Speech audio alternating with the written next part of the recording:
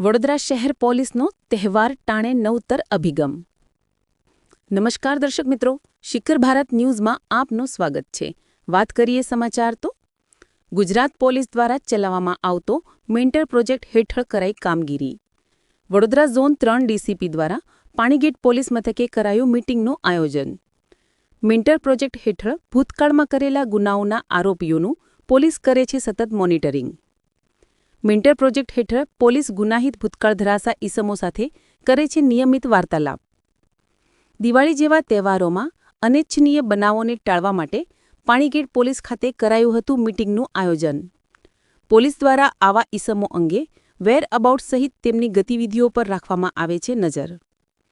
Zone 3 હેઠળ આવતા વાડી, પાણીગેટ, મકરપુરા, કપુરાઈ, માંજલપુર પોલીસ સ્ટેશનમાં નોંધાયેલા આરોપીને એકત્રિત કરાયા. ડીસીપી અભિષેક ગુપ્તા દ્વારા મીટિંગમાં હાજર તમામ હિસ્ટ્રી સેક્ટરોને કાયદા અંગે આપી સમજ. ભૂતકાળનો ગુનેગાર ગુનેગારી છોડીને સામાન્ય જીવન જીવે એ માટે મેન્ટર પ્રોજેક્ટ હેઠળ કરવામાં આવે છે કામગીરી.